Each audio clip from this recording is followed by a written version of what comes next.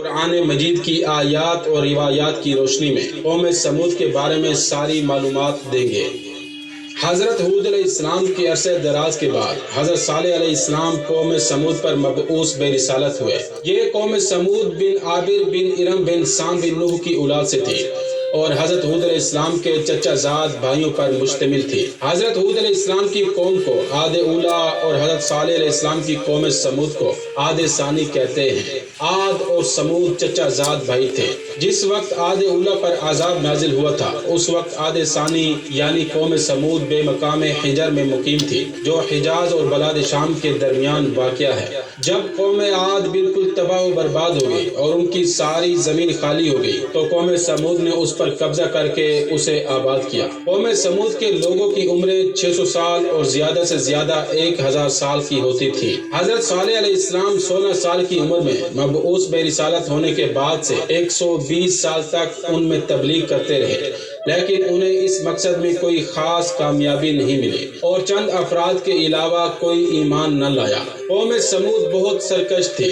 حضرت صالح علیہ السلام جب ان کی سرکشی سے عاجز آ گئے تو انہوں نے کہا میں تم سے عاجز آ چکا ہوں اور اب تبلیغ کا آخری فیصلہ چاہتا ہوں۔ تو قوم سمود نے کہا اگر تم اپنی تبلیغ پر ڈٹے ہوئے ہو تو عید کے دن ہماری عیدگاہ آ کر ہمیں کوئی معجزہ دکھا کر اپنی نبوت سے مطمئن کیجیے گا۔ بالآخر عید کے دن سب جمع ہو گئے۔ ان لوگوں کے سردار جندع بن عمر بن جواس نے اپنے 70 ساتھیوں کے ساتھ مشورہ کرنے کے بعد کہا اے صالح، اگر تم اس بہت بڑے پتھر سے جس کا نام کائبہ ہے ایسی اونٹنی پیدا کر دو جو سرخ رنگ کی ہو اور اس کی پیشانی سیاہ ہو، بدن پر بڑے بڑے بال ہوں، 10 ماہ کی گابن ہو اور کم از کم 1 میل لمبی، اور یہ کہ پیدا ہوتے ہی بچہ دے اور اس میں اتنا دودھ ہو کہ ہم سب اس سے سیر ہو سکیں، اور اس سے جو بچہ پیدا ہو وہ بالکل ماں جیسا ہو، تب ہم تمہاری تصدیق کریں گے اور تم پر ایمان لائیں گے، اور اگر تم ہماری یہ شرط پوری نہ کر سکے تو ہم تمہیں زندہ نہیں چھوڑیں گے۔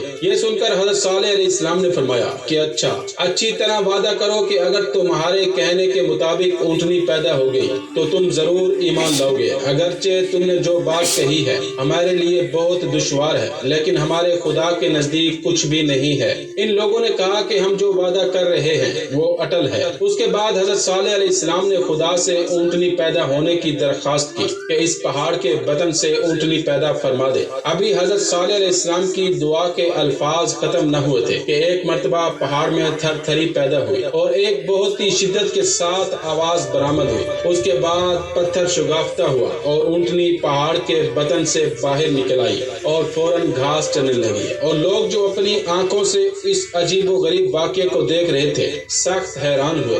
اس کے بعد انہوں نے کہا اے صالح، اس اونٹنی کے بطن میں جو بچہ ہے اسے ابھی پیدا ہونا چاہیے۔ حضرت صالح علیہ السلام نے فرمایا وہ بھی ابھی پیدا ہو جائے گا۔ چنانچہ اسی وقت بچہ پیدا ہو گیا اور پیدا ہوتے ہی اپنی ماں کے گرد گھومنے لگا۔ یہ دیکھ کر ان کا سردار جندع بن عمر مومن ہو گیا اور اس کے ساتھ 70 میں سے 5 اور ایمان لائے۔ سولوی کے بیان کے مطابق اس معجزے کو دیکھنے کے بعد تقریباً تمام قوم سمود کے نمائندے ایمان لانے پر آمادہ